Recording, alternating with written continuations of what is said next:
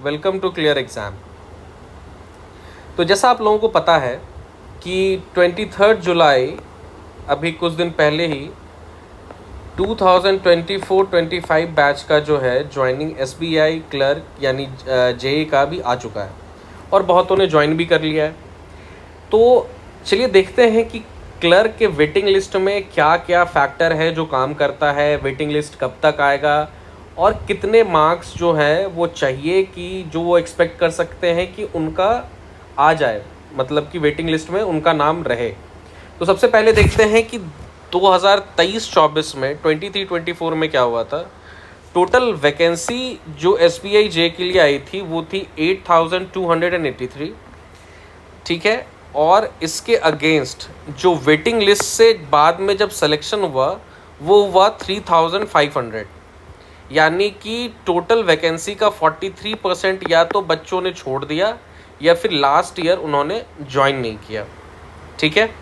ये था कब? ये जब 2023-24 में जब आया था इनका 8283 सीट पे। अब देखते हैं इस साल का सिनेरियो क्या बन रहा है। तो इस साल क्या है, आप सबको पता है कि 13,455 सीट्स पे क्या है इनकी वैकेंसी आई है SBI जे की। अब यहाँ पे अब इन्होंने जो ये किया है अभी 23 को जितना भी करवाया है ज्वाइनिंग, ये हमें पता चलेगा फ्रेंड्स 3-4 मंथ के बाद, क्योंकि एज सच इनका बहुत जल्दी नहीं आता है।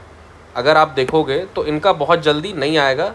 और दूसरी बात है क्योंकि अब अलग अलग स्टेट का अलग अलग कट ऑफ गया हुआ है, तो उस वजह से अब ये भी देखना होगा। बिकॉज अगर कोई भी अगर 1 या फिर 1.25 के आसपास अगर कम है तो वो एक्सपेक्ट कर सकता है जनरल में या फिर फर्स्ट लिस्ट में आने के लिए।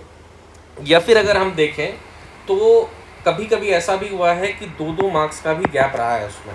तो ये डिपेंड करेगा कि इस बार जैसे कि अभी बहुत सारे बच्चे जो कि SBI क्लर्क में जो ज्वाइन करेंगे वो IBPS PO के रिज़र्व लिस्ट में भी है। तो जो IBPS PO में ऑलरेडी जब उनका रिज़र्व लिस्ट अभी 31 जुलाई को आएगा तो जो बच्चे जाएंगे तो उनसे तो वैकेंसी आएगी। और जो बच्चे ऑलरेडी जिनका सिलेक्शन हुआ है इस बार के JEE में और जो नई ज्वाइन जिन्होंने किया है तो उनका भी वैकेंसी होगा। तो लेट्स सी क्या होता है।